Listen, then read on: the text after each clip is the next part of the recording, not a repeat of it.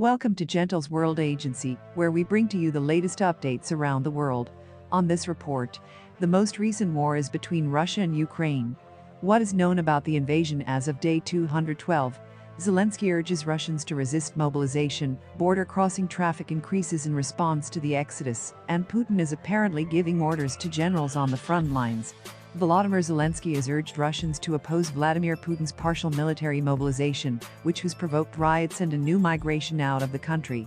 The DPR and LPR, as well as the Kherson region and the freed territories of the Zaporozhye region, all began voting at 8 a.m. Ukraine and the West have denounced the referendums as being unlawful and a sham. In response to Russia's partial mobilization, Ukraine's digital minister, Mykhailo Fedorov, has made a lighthearted fundraising campaign. Before we continue with this report, please subscribe to this channel and click on the notification bell to be notified when next we drop a new video. The most recent war is between Russia and Ukraine. What is known about the invasion as of day 212? Zelensky urges Russians to resist mobilization, border crossing traffic increases in response to the exodus, and Putin is apparently giving orders to generals on the front lines. Volodymyr Zelenskiy has urged Russians to oppose Vladimir Putin's partial military mobilization, which has provoked riots and a new migration out of the country. The DPR and LPR, as well as the Kherson region and the freed territories of the Zaporozhye region, all began voting at 8 a.m. Ukraine and the West have denounced the referendums as being unlawful and a sham. The Ukrainian president said in his daily address on Thursday, 55,000 Russian soldiers died in these 6 months of war. Want more? No. Then protest, fight back, run away, or surrender to the Ukrainian army. Thousands of men across Russia have been handed draft papers after the mobilization announcement.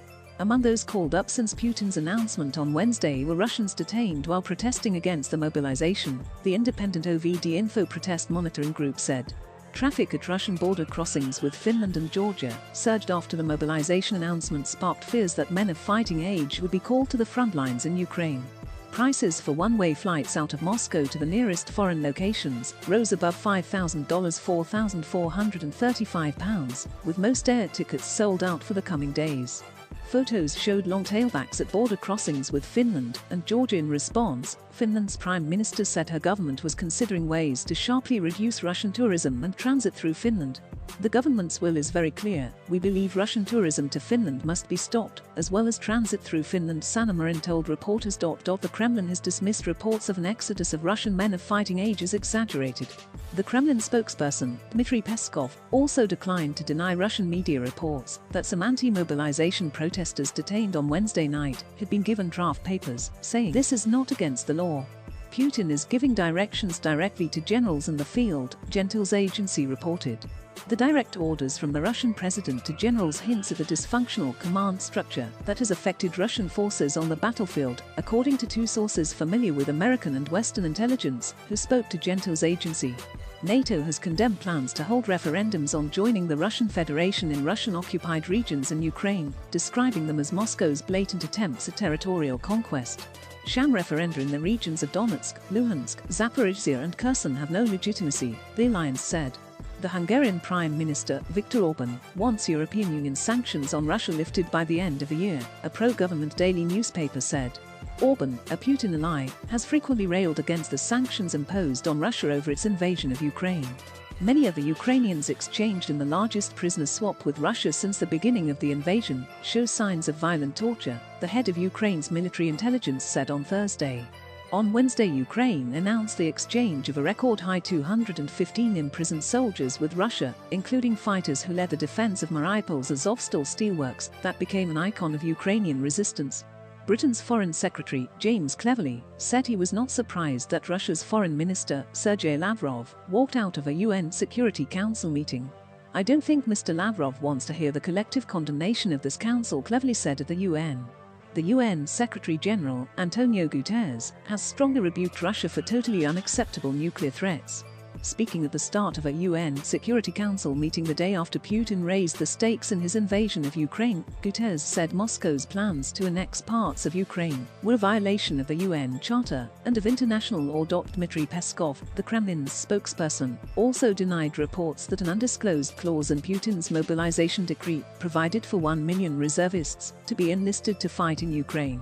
This is a lie, Peskov said in response to a report by Novaya Gazeta. 5 Britons released from Russia are meeting their families after several months of captivity, in which it was feared they would be executed for fighting for Ukraine. A major diplomatic effort was behind the release of the 5 Britons, who, together with 2 Americans, a Moroccan, a Croat and a Swedish national, were released by Russia to Saudi Arabia on Wednesday. Referendums begin in occupied regions. Zelensky urges Russian protests. Voting in 4 regions under Moscow's control, Ukraine president tells Russians facing mobilization to protest, fight back or run away. Russian state media is reporting that voting has begun in some of the regions of Russian-occupied territories of Ukraine, where Putin announced referendums this week. Gentils agency reports.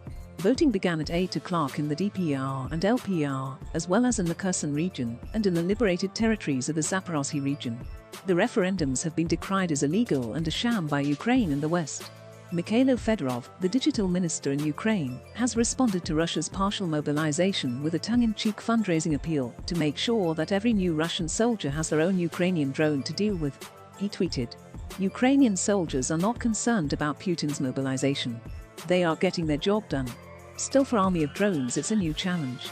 To ensure enough of UAVs for everyone mobilized is a gesture of goodwill. Thanks for staying with us. Please support us with your likes, comments and also share this video.